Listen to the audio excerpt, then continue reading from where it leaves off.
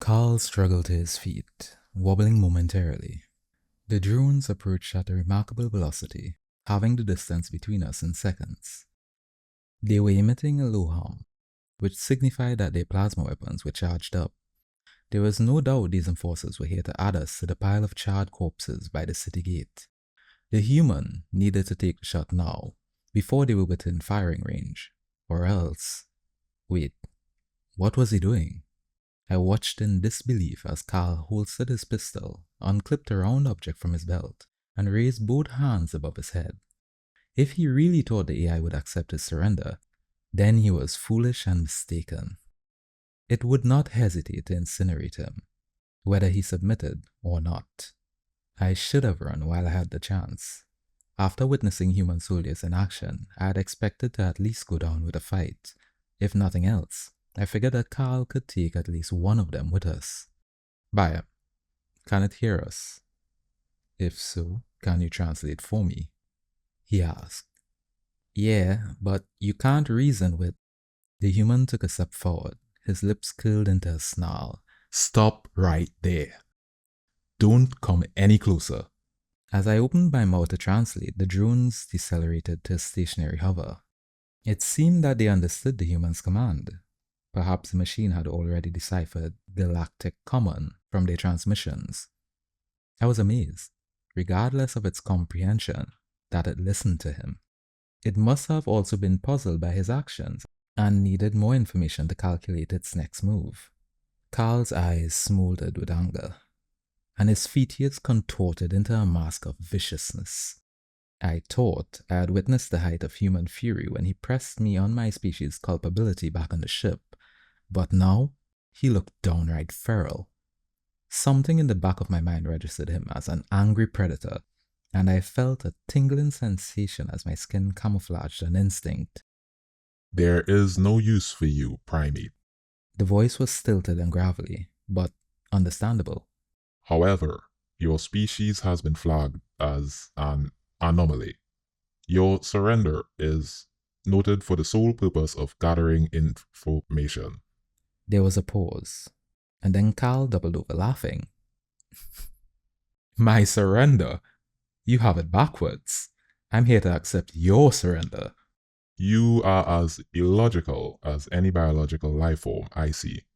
You make empty threats and stall, but it matters not. The machine intoned. My calculations show that the advantage is not on your side, so why should I surrender? The human glanced at the round object in his hand. You see this thing? I'm not sure if you're familiar with the word. Grenade? A projectile explosive, contained in a material shell. Correct. This is no ordinary grenade, however. Carl clasped the device tighter, his knuckles turning white. If I release this lever on the side, it'll go off. I'd say most of this continent would be leveled, but it won't stop there. There are nanites inside this bomb, and they'll consume every part of the planet, bit by bit, infecting everything it comes in contact with. So I'd say you don't want to try anything, else I might lose my grip. Horror pulsed through my body at his calm commentary. How could he hold something with the potential to destroy the planet without a care? What would have happened if the drones had shot him on sight, or if he had dropped the grenade on accident? Commander Rykov's commitment to saving our people seemed so genuine. I never imagined he would arm his soldiers with weapons that risked our existence. You are lying. That is not possible. The drone replied. The grenade is too small to deal that much damage. The human shrugged. You think? You saw what just one of our missiles did at the first battle, and that was outdated tech. That bomb was so obsolete that we were going to discard it in a few months anyways. Our latest gadgets pack a larger punch and fit in the palm of my hand. Portable, quite practical. It paused, considering his words for a full second, which was an eternity for an AI. The effects of your missile were logged in my memory banks. It is true that you possess weapons with such power. You would not use them now, though. You would not kill the carbon life forms here. Why not exactly? Carl demanded. Empathy. a weakness shared by biologicals. You care for the preservation of life. You think we care for these weak-minded fools? He turned and pushed me to the ground, planting a boot on my stomach. You have the right idea. They are useful as tools, as slaves, but I could care less whether they live or they die. I had been caught off guard by the sudden show of aggression, and now writhed about, desperate to free myself from his grasp. In response, his heel dug deeper into my flesh. It was already difficult to breathe, and I feared I might pass out if I stayed trapped much longer. Do you have access to Federation's public records? Carl asked. Yes. Look at the aggression index. You'll see that humanity is the highest species on the list, a 16 of 16. He continued. You have no idea who you're dealing with. We are the destroyers of worlds, the messengers of death, the rulers of the weak. We enjoy violence. The aggression index matches your assertion, yet you are allied with the other Federation species. There are no records of you fighting them. They are not our allies. They are our subjects. We conquered them so long ago that prior records have been erased, and now, thanks to you, we learned about a new species to add to our little collection of slaves. Darkness began to shroud the edges of my vision. Tears trickled down my cheeks as the realization of the human's deception hit me. They dressed up as benevolent saviors, but they were every bit as monstrous as the AI. Perhaps they were worse than the machine, because at least it was just following its programming. It was not conscious of its moral choices. What a fool I had been, tricked by the flowery words and feigned sympathy.